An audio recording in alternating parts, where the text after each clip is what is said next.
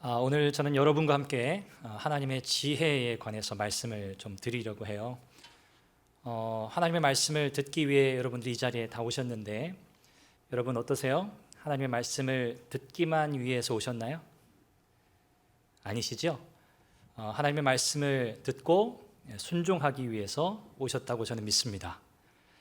아멘이 없으세요? 하나님의 말씀을 듣는 목적이 그거죠. 듣는 사람들은 참 많습니다. 요즘 시대에 하나님의 말씀을 듣는 사람들은 많지만 우리의 어려움은요, 그 말씀을 듣고 순종하겠다고 하는 사람이 적다는 데 있다는 거죠. 오늘 저와 여러분들은 이 하나님의 말씀 앞에서 듣기만 하는 자가 아니라 듣고 그 말씀에 순종하게 되는 그런 은혜의 역사가 있기를 간절히 바랍니다. 여러분, 하나님의 이 지혜라고 하는 것은요, 하나님께서 그분의 주권적인 이 섭리를 펼쳐가시는 하나님만의 독특하고 고유한 방법이라고 할 수 있습니다. 성경 전체를 통해서 우리는 그와 같은 하나님의 지혜를 발견하게 되고요. 또는 우리가 마주대하게 되는 이 본문 안에서 하나님의 지혜와 인간의 지혜가 어떻게 대조되고 있는가를 통해서 하나님은 이렇게 일하시는 분이구나, 하나님은 이렇게 역사하시는구나 라는 사실을 발견하게 됩니다.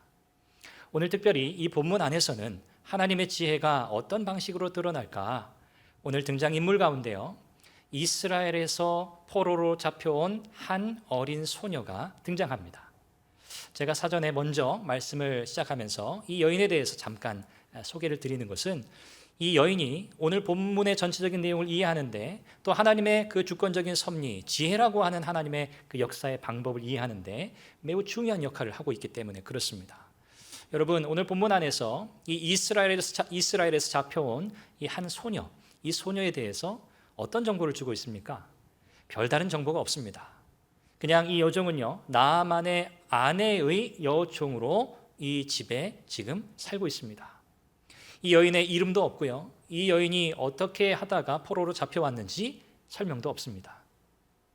한마디로 말하면 존재감이 없는 거예요. 이 여종은요, 별 볼일 없는 여인입니다.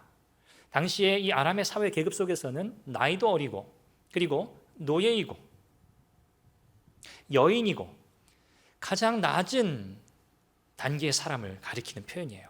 더 이상 의지할 대상도 없고요, 그저 주인이 시키는 대로 시키는 것만 해야 하는 별 다른 존재감이 없는 그런 존재, 그 여인이 바로 이스라엘에서 잡혀온 이 어린 소녀입니다. 아무 보잘것없는 사람이라는 거죠.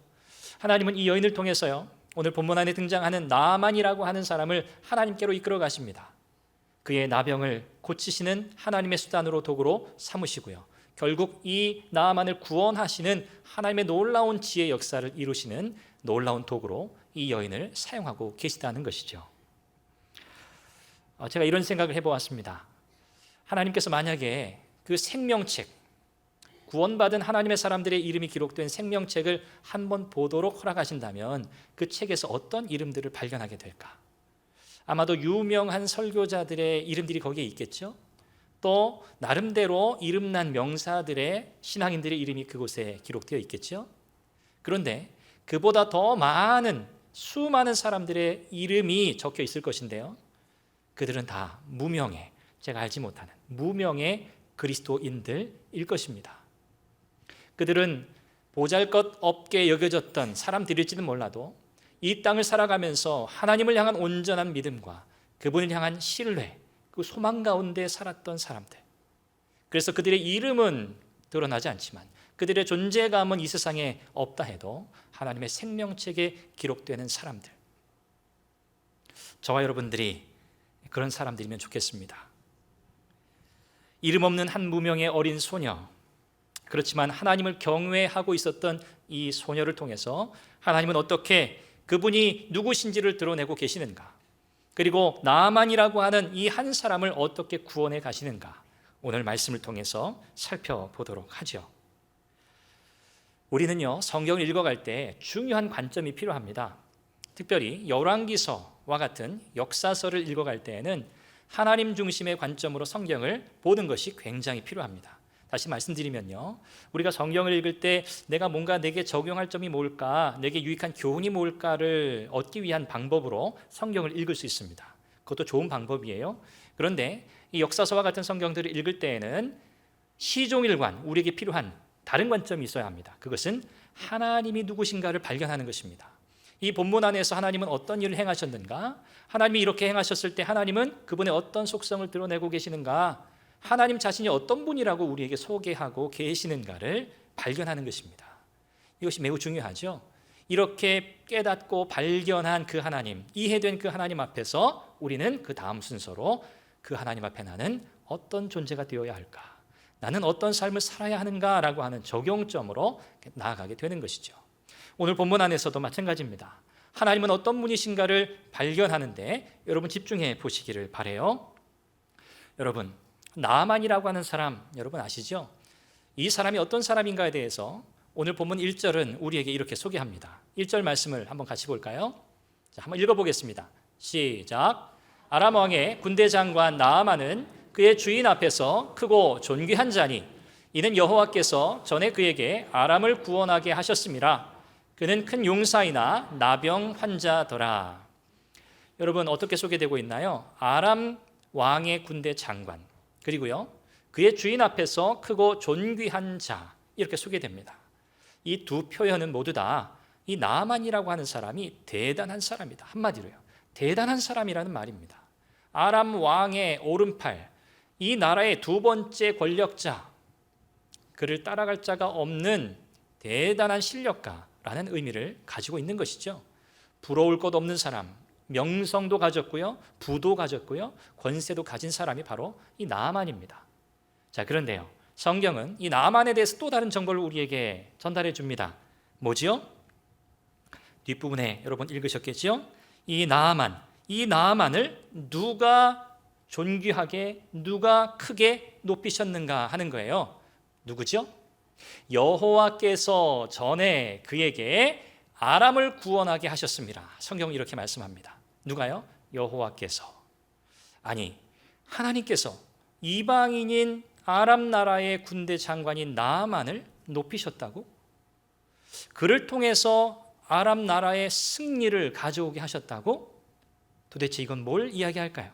하나님의 백성도 아니고요, 이방인이고 이스라엘의 원수와 같이 여기던 그 아람 나라의 군대 장관을 하나님이 높이시다니, 하나님의 백성을 전쟁터에서 살육하고 죽이던 그를 하나님이 높이셨다니 잘 이해가 되지 않습니다. 여러분, 이 대목에서 여러분 무엇을 발견하시나요? 하나님이 어떤 분이시라는 것을 여러분 배우게 되시나요? 아, 그렇구나. 나아만이라고 하는 사람에게도 하나님은 주권자가 되시는구나. 이방인이라고 여겼고 원수라고 여겼던 그 사람에게조차 하나님은 주인이 되시는구나 라는 사실을 본문은 우리에게 전달함으로 오늘 말씀을 시작합니다. 인간 주도적인 역사의 관점으로 볼 때는요, 사실 이와 같은 이야기들이 별로 우리의 마음에 감동적이지 않습니다. 그러나 우리가 하나님의 주권이라고 하는 이 관점을 통해서 이 본문을 들여다보면요, 이 본문은 참으로 놀라운 말씀입니다. 야, 하나님께서 이렇게 하시는 분이라니 하고 우리는 놀라게 되는 것이죠. 여러분, 성경을 통해서 우리는 하나님이 어떤 분이신가를 많이 배웠습니다. 하나님은 악에서 선을 이끌어내시는 분입니다. 하나님은 하나님의 택한 백성들을 돌보시는 분입니다. 하나님은 그가 지으신 온 세상의 모든 자연 법칙을 다스리는 분이시고요, 우리가 약한 때에 우리의 강함이 되시는 분이시고요, 말씀을 통해서 그분의 능력을 드러내시는 분이십니다. 국가적인 사건이나 중요한 일들 뿐만 아니라 보잘것없는 그렇게 여겨지는 사람들의 매우 자잘한 일상의 삶에까지 세밀하게 간섭하시는 하나님이신 것을 우리는 믿습니다. 성경은 하나님이 이런 분이시라고 우리에게 증거합니다. 모든 부귀 영화, 권세를 다 짊어진 이 나아만, 부러운 사람입니다. 그런데요, 이 사람에게 심각한 문제가 있습니다. 성경은 그의 문제가 뭐라고 말씀하지요?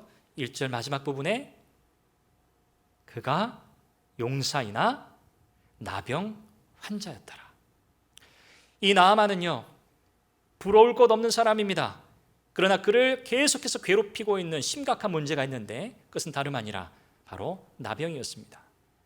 여기서 말하는 나병은요, 우리가 흔히 이전에 사용했던 문둥병, 저 성경에서 말씀하는 부정하게 여겨지는 전염성을 가진 그 질병이 아니고요, 심각한 피부병을 가리킵니다. 심각한 피부병, 잘 고쳐지지 않는 그런 종류의 피부병인 거죠. 왜 그러냐면 이 나아만이 지금까지 수없이 전쟁을 했거든요. 만약에 전염성을 가진 그런 나병이었으면 전쟁에 참여할 수가 없습니다. 뿐만 아니라 잠시 뒤에 이스라엘 왕을 만나게 돼요. 그때에도 만약에 나아만이 나병이 정말 전염성 있는 병이었다면 이스라엘 왕을 만날 수가 없습니다. 이런 정황들을 미뤄볼 때 이 나아만의 병은요, 전염성이 있는 병은 아니지만 그를 심하게 괴롭혔던, 너무너무 고통스럽게 했던 질병이었다는 것을 알게 되는 거죠. 자, 얼마나 이 나아만이 자기의 병 고침을 위해서 애썼을까요? 수많은 의사들을 만났겠죠. 그 나라에서 이름 있다 하는 수많은 주술가들은 다 만났겠죠. 자기가 할 수 있는 권세, 자기의 부, 명성을 가지고, 권력을 가지고 다 했겠죠. 해보았겠죠. 그런데 문제가 해결됐나요? 그렇지 않습니다. 고치지 못했어요. 여러분, 그런데 온갖 방법과 수단을 다 동원해도 고치지 못했던 그의 병이요, 어떻게 해결되는지를 보십시오. 이 문제 해결의 실마리가 누구에게서 나옵니까? 제가 먼저 소개한 포로로 잡혀온 한 어린 이스라엘의 소녀에게서 나옵니다. 존재감이 없던 한 어린 소녀, 노예, 말을 섞을 일도 없습니다. 노예로서 그의 의견을 들을 일도 없습니다. 그런 이 어린 소녀를 통해서 하나님이 어떻게 역사하시는가? 여러분 3절 말씀인데요, 한번 같이 읽어보죠. 시작. 그의 여주인에게 이르되 우리 주인이 사마리아에 계신 선지자 앞에 계셨으면 좋겠나이다. 그가 그 나병을 고치리이다 하는지라. 여러분, 이 상황은 대단히 이상한 상황입니다. 여종이라고 하는, 이 종이라고 하는 위치에서 자기 주인에게 말을 겁니다. 그것도 매우 자연스럽게, 매우 당당하게, 매우 담대하게. 제가 주인 어른의 병을 나을 수 있는 방법을 알고 있습니다. 우리 주인이 사마리아에 있는 선지자, 그는 엘리사를 가리키죠. 이스라엘에 있는 그 선지자 앞에 나아가면 그 병을 고칠 겁니다 라고 말하는 거예요. 이 여인의 이야기도 참 놀라운 이야기인데, 사실 이 본문 안에서 그가 그 나병을 고치리이다 라고 하는 그 문단 앞에 히브리어 한 단어가 생략이 되었습니다. 번역이 생략되었는데 틀림없이 라고 하는 말이 생략됐어요. 그가 그 나병을 틀림없이 고칠 겁니다. 틀림없이 병을 고칠 거예요 라고 하는 대단한 확신입니다. 여러분, 어떻게 이렇게 확신할 수 있었을까요? 만약에 병이 안 고쳐지면요, 그럼 어떡하죠? 죽는 거죠. 거짓말을 한 죄로. 하나님께 대한 이 여인의 흔들림 없어 보이는 이와 같은 온전한 신뢰. 여러분, 선지자의 지위는요, 당시에 하나님 대신이었습니다. 엘리야도 그랬고 엘리사도 그랬습니다. 이스라엘 가운데 엘리야가 있다, 이스라엘 가운데 엘리사가 있다는 것은요, 하나님이 우리와 함께 하신다라고 하는 것의 상징이었어요. 또 실제였습니다. 그러므로 선지자 앞에 나아만이 서는 것, 이것은요 곧 하나님 앞에 서는 것이나 똑같은 거였어요. 어떻게 이 어린 소녀 종이 이와 같은 담대한 고백을 할 수 있었겠느냐 하는 거죠. 여러분, 하나님께 대한 온전한 흔들림 없는 이런 믿음이 우리의 문제 해결의 실마리가 된다는 사실을 여러분 믿으십니까? 하나님께 대한 온전한 믿음, 어떤 상황에서도 흔들리지 않고 우리의 모습을 담대하게 만드는 줄로 믿습니다. 여러분, 생각해 보십시오. 모든 조건에서 우위를 차지하고 있었던 이 나아만의 문제, 그리고 모든 면에서 보잘것없고 사람 취급받지 않는, 내세울 것 없는, 존재감 없는 이스라엘의 이 작은 소녀에 의해서 이 나아만의 문제가 해결된다고 하는 이 대조적인 묘사는 우리에게 무엇을 가르치고 있습니까? 고린도전서 1장 27절 말씀이 생각납니다. 하나님이 세상에 미련한 것들을 택하셔서 지혜 있는 자들을 부끄럽게 하려 하시고 세상에 약한 것들을 택하사 강한 것들을 부끄럽게 하려 하신다. 여러분, 하나님의 지혜, 하나님의 방법이 어떤 것인지 이제 조금 감이 오시나요? 이 나아만은요, 아내로부터 이 여종이 하는 이야기를 들었습니다. 전에 들은 것이죠. 여보, 우리 집에 들어온 저 이스라엘에서 잡아온 저 어린 여종이 나에게 이런 이야기를 했어요. 당신이 사마리아에 있는 선지자에게로 가면 당신의 병이 반드시 나을 거라는 거예요. 이 이야기를 전해 들은 것이죠. 이 이야기를 들은 나아만이 어떻게 행동을 취하죠? 4절 말씀입니다. 같이 읽죠? 시작. 나아만이 들어가서 그의 주인께 아뢰어 이르되 이스라엘 땅에서 온 소녀의 말이 이러이러하더이다 하니. 자, 지금 이 나아만이 누구에게 가서 자기 아내에게 들은 이야기를 하고 있는 거죠? 아람 왕에게요. 아람 왕에게. 여러분, 뭔가 조금 이상하다, 뭔가 좀 맞지 않는 것 같은데, 뭔가 좀 이렇게 띄엄띄엄 하는 것 같은데, 그런 느낌 안 드세요? 저는 이 본문을 읽으면서 좀 이상했어요. 3절과 4절 사이에 이 행간에서 수없이 많은 이야기들이 나올 수 있거든요. 그런데 성경은 기록하지 않습니다. 그죠? 소녀의 이야기를 전해들은 나아만이 바로 자기의 주인 왕에게로 찾아가서 자기가 들은 이야기를 전하고 있다는 것으로 본문을 전개해 가고 있어요. 이 모든 과정은요, 사실 하나님께서 이 나아만을 엘리사에게로 인도해 가시는 과정이었습니다.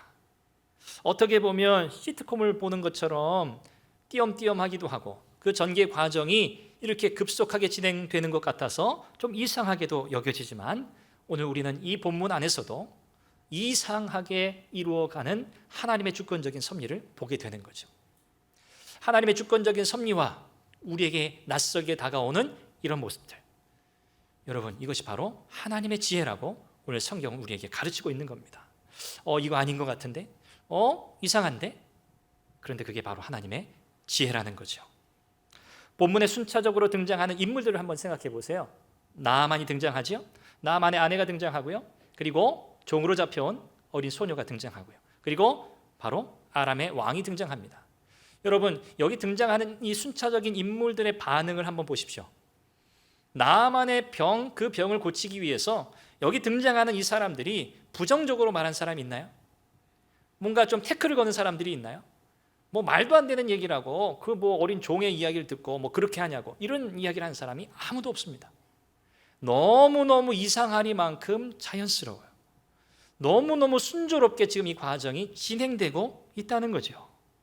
여러분, 이것은 바로 하나님의 선하신 인도하심을 보여줍니다.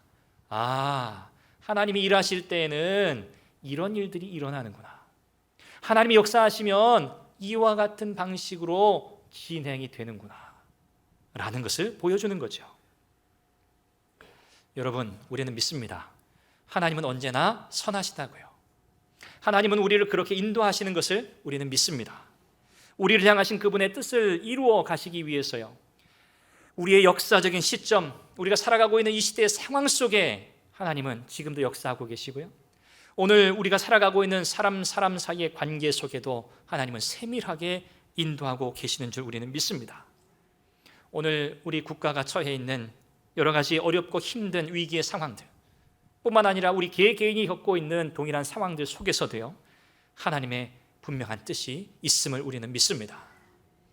하나님은 그분의 뜻을 지금도 이루어 가고 계시고요, 그분이 원하시는 대로 이끌어 가실 것을 우리는 믿습니다.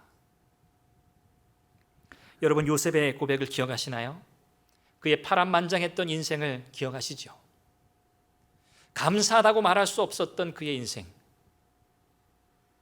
뭔가 은혜였다고 고백하기에는 너무너무 힘들었던 그의 인생.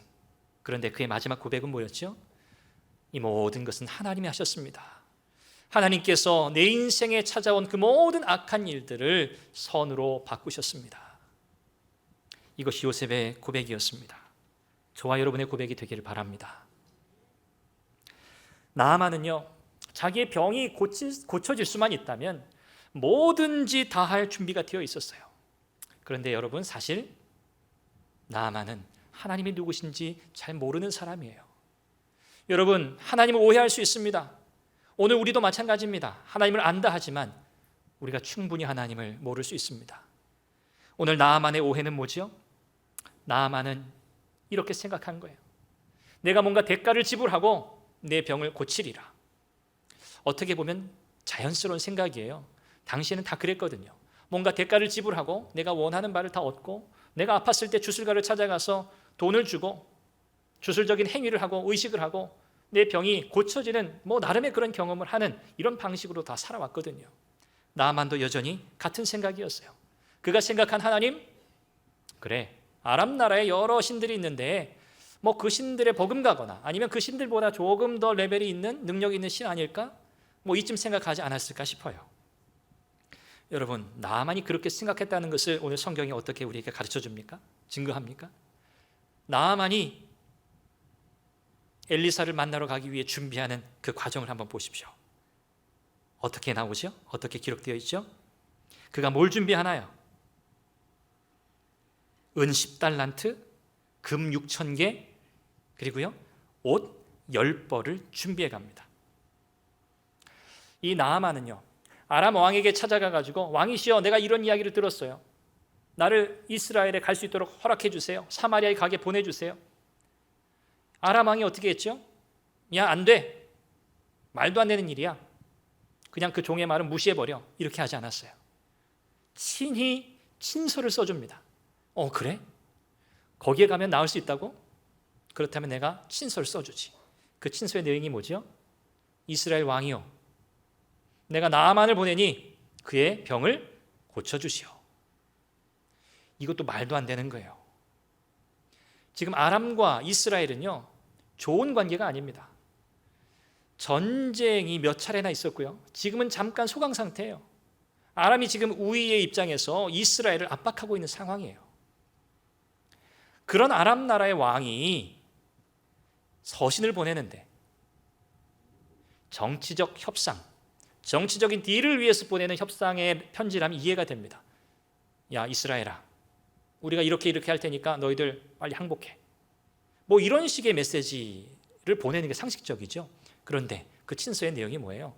너무너무 사적인 거예요. 이 나아만을 내가 너무너무 사랑하는데, 이 군대 장관인데 당신 나라에 어떤 사람이 있다 하니 그 사람을 만나 고쳐달라는 거예요.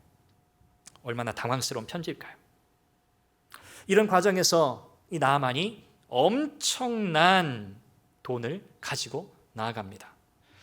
은 10달란트는요, 은 340kg 정도 해당돼요. 제가 요즘 시세로 계산을 해보니까 한 2억 정도 되더라고요. 금 6,000개는요 68.4kg이에요. 금 무게가. 금 한 돈이 몇 g이죠? 3.4g. 저도 몰랐는데 찾아봤어요. 한 돈이 3.4g이더라고요. 가격이 굉장히 비싸요. 오늘날 시세로 계산해 볼 때 40억이 넘습니다. 당시에는요, 어떤 가치였냐면 노동자 600명의 연봉에 해당하는 돈이에요. 그 가치예요. 이 금이요, 금값만. 의복 10벌도요 그냥 집에서 그냥 입고 다니는 파자마가 아닙니다. 은실로, 금실로, 자수를 놓은 왕이 입는 옷, 장관이 입는 옷이에요. 대단히 가치 있는 옷이에요. 이것들을 싸가지고 지금 자기의 병을 고치겠다고 나아가고 있는 겁니다. 여러분, 결론적인 이야기지만 나아만이 이와 같은 금과 은과 의복을 대가로 지불하고 그의 병을 고쳤나요?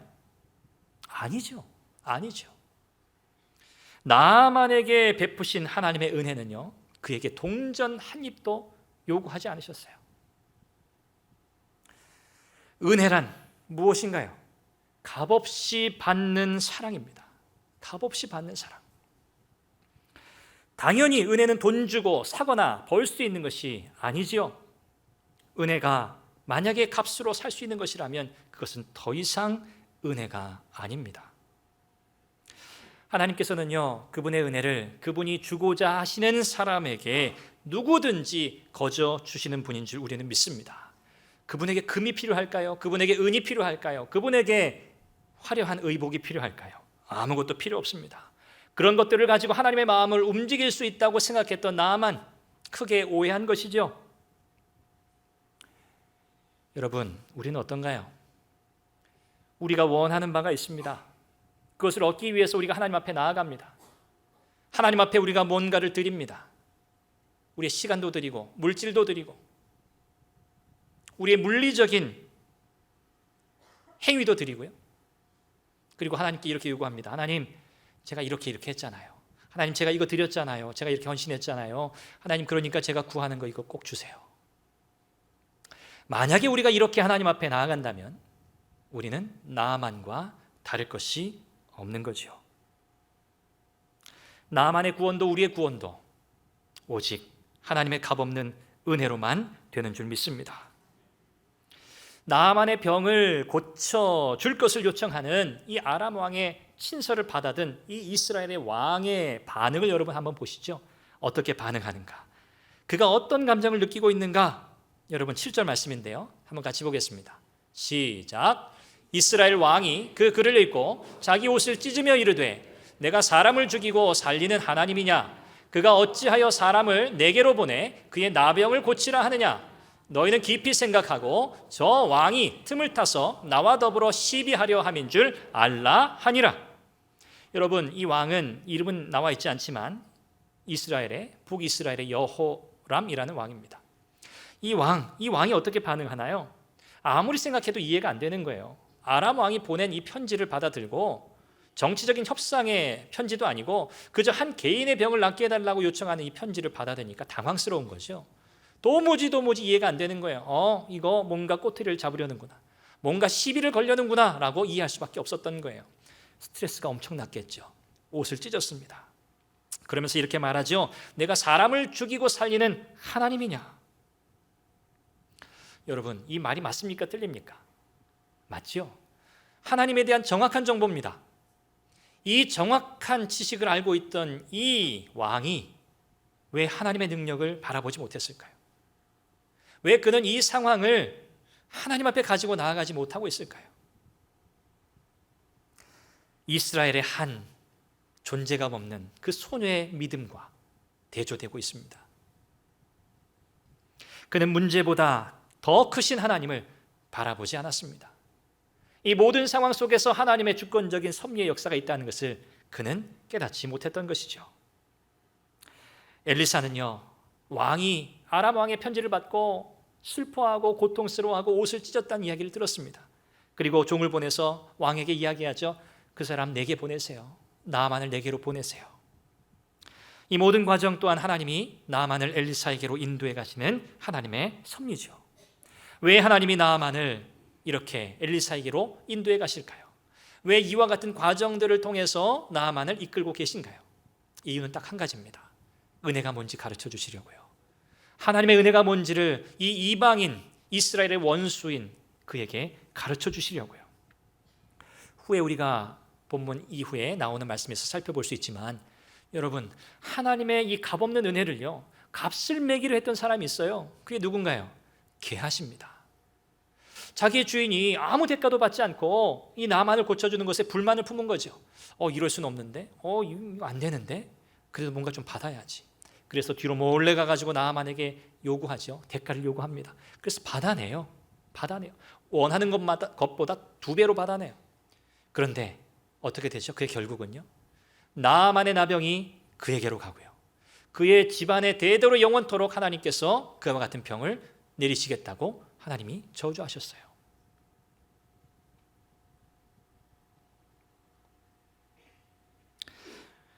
나만이 말을 타고 자기의 병거를 이끌고 드디어 엘리사의 집 문 앞에 도착했습니다. 아마 이런 기대를 했을 거예요. 내가 아람 나라의 군대 장관인데 옷도 화려했고, 그렇죠? 말들도 병거도 화려했을 거예요. 당장에 내가 도착하는 저 말굽 소리를 듣고, 멀리서부터 소리를 듣고 문을 열고 나와서 나를 앞서 영접하리라. 나만의 기대였습니다. 그런데요, 엘리사의 반응 어떻습니까? 문을 열고 나와서 나만 장군이시여 오셨습니까? 존귀한 자요, 높으신 자요, 어서 오세요. 제가 고쳐드릴게요. 그러지 않았어요. 어떻게 했죠? 쳐다보지도 않았어요. 문을 열지도 않았습니다. 그리고 종을 시켜서 대신 말을 전하죠. 10절입니다. 한번 같이 읽죠. 시작. 엘리사가 사자를 그에게 보내 이르되 너는 가서 요단강에 몸을 7번 씻으라. 내 살이 회복되어 깨끗하리라 하는지라. 너무너무 당황스러운 말입니다. 요단강에 가서 7번 몸을 씻으세요. 그러면 나을 겁니다. 나아만은 크게 화가 났어요. 엘리사가 문을 열고 나와 영접하지 않은 것 때문에 일단 화가 났고요. 그리고 요단강에 가서 몸을 씻으라고 하는 이 말을 듣고 화가 났어요. 왜요? 나아만은 이런 걸 기대한 거예요. 자기가 알고 있는 경험치겠죠. 저 선지자가 나와서 내가 알고 있는, 내가 가지고 온 이 대가를 받고 주술적인 의식을 행해서 내 환부에 손을 들어 흔들면서 자기의 신의 이름을 부르고 그 병을 고쳐주어야 하지 않겠는가? 이게 나아만의 기대입니다. 나아만이 그리고 있던 그림이에요. 그런데 그림이 하나도 안 맞는 거예요. 요단강? 나아만에게 이 강은요, 정말 형편없는 강입니다. 그래서 그가 뭐라고 이야기합니까? 우리 동네, 우리나라에 있는 다메섹에 있는 강, 그 강은 헐몬산에서부터 내려오는 그 찬물이 굽이치는 정말 다이내믹한 그런 강인데, 이 요단강, 이 강하고 감히 차라리 그 강에 가서 내가 몸을 씻고 말지 라고 그렇게 화를 내게 됩니다. 여러분, 엘리사가 왜 이와 같이 나아만을 맞이했을까요? 두 가지 이유가 있다고 봐요. 첫째는 이 나아만이 하나님을 크게 오해했는데, 그 첫 번째 오해는 하나님을 마치 자동 판매기와 같이 생각한 거예요. 이 나아만이요. 이 엘리사는요, 하나님이 어떤 분이신지를 정확히 가르쳐 주고 있어요. 자판기, 여러분, 자동 판매기가 뭡니까? 돈을 넣기만 하면 내가 원하는 물건을 가지는 거잖아요. 나아만은 자기가 가지고 온 그 엄청난 돈을 대가로 지불하기만 하면 자기가 원하는 병고침을 받으리라 기대했던 거죠. 이것이 바로 자동 판매기 은혜예요. 여러분, 하나님은 자판기가 아니십니다. 혹 우리도 그런 하나님을 기대하고 있는 건 아닌가요? 하나님, 제가 이거 했으니까 하나님 이제 제가 원하는 거 주세요. 하나님, 제가 이렇게 작정기도 했어요. 하나님, 이제 제가 원하는 거 주세요. 하나님, 제가 작정한 예물 하나님께 드렸어요. 하나님, 이제 제가 원하는 거 주세요. 엘리사의 초점은요, 오로지 하나님의 주권과 값없이 주시는 은혜에 있었습니다. 혹시 그가 문을 빼꼼 열고 그의 모습을 나아만에게 보이는 순간, 이 나아만이 혹이라도 인간적인 생각에 자기 자신에게 기대를 걸까 문조차 열지 않은 거예요. 나아만의 잘못된 그릇된 하나님의 이해, 이것을 바로잡기 위함입니다. 두 번째 엘리사의 반응이 가지고 있는 의미는요, 참 엘리사의 입장에서는 너무 괴로웠을 것 같아요. 뭔가요? 원수를 사랑하는 거였어요. 원수. 나아만은 자기의 병만 아니면요, 지금이라도 당장 전쟁을 일으켜서 이스라엘 사람들을 죽일 사람이에요. 엘리사도 그 사실을 알고 있었어요. 원수예요. 나라의 원수예요. 그런 나아만을 엘리사는 고쳐야 했어요. 이 명령에 순종하는 것이 얼마나 어려웠을까요? 우리는 이 사건을 통해서요, 엘리사가 나아만을 만난 사건, 그리고 그를 고쳐가는 그 과정을 통해서 하나님의 은혜가 어떻게 임하는가, 하나님의 은혜가 이방인에게 조차, 이방인 가운데도 원수로 여겨지는 사람에게조차도 임하는구나, 이것이 하나님의 은혜구나, 이 사실을 우리에게 보여주는 것입니다. 여러분, 예수님 당시에도요, 이와 같은 동일한 메시지는 사람들에게 인기가 없었어요. 원수를 사랑하는 메시지죠. 예수님께서 갈릴리에서 이적을 행하신 뒤에 고향 나사렛으로 가셨어요. 그리고 회당에 들어가셨죠. 거기서 사람들에게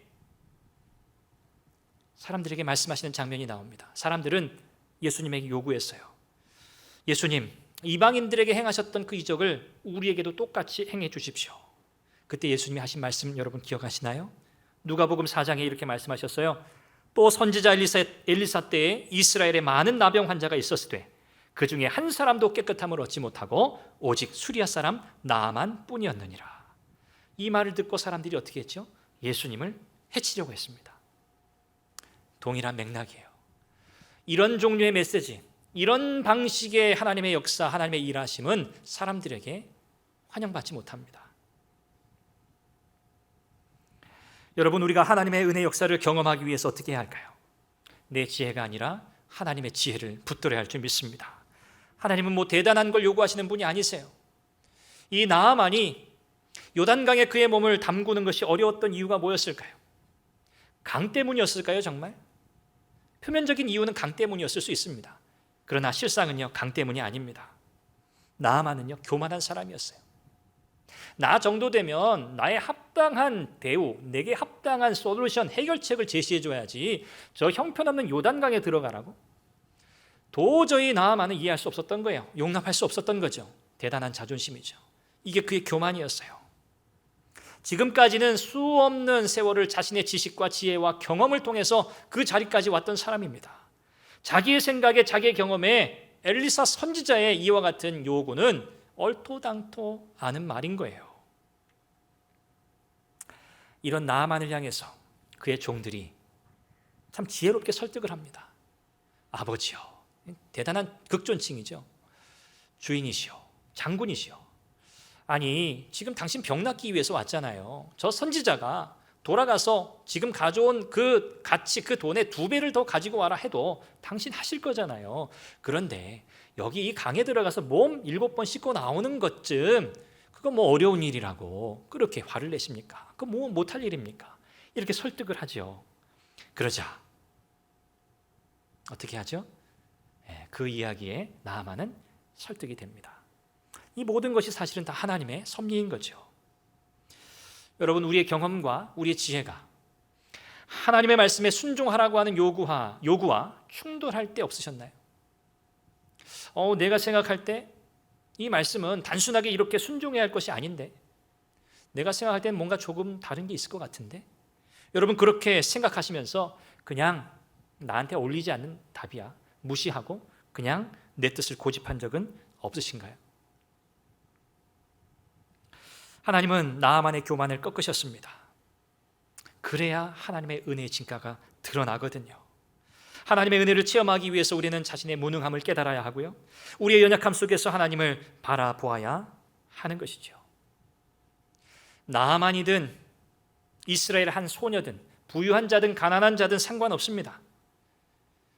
병들었든 병들지 않았든 상관이 없습니다. 하나님의 은혜를 경험하기 위해서는 자신의 교만과 자기의 자만심을 내려놓아야 합니다.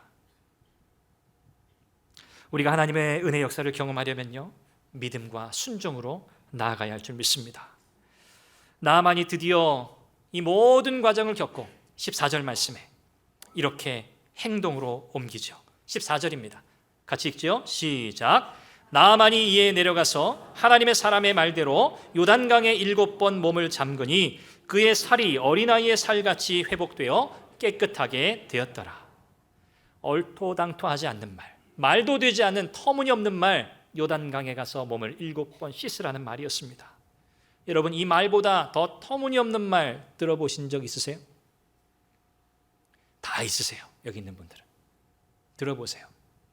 2000년 전에 십자가에서 처형된 어떤 사람을 의지하고 믿으면 당신의 죄가 사함받고 새로운 생명을 얻게 되고 죽은 자들로부터 부활의 영생의 소망을 얻게 됩니다.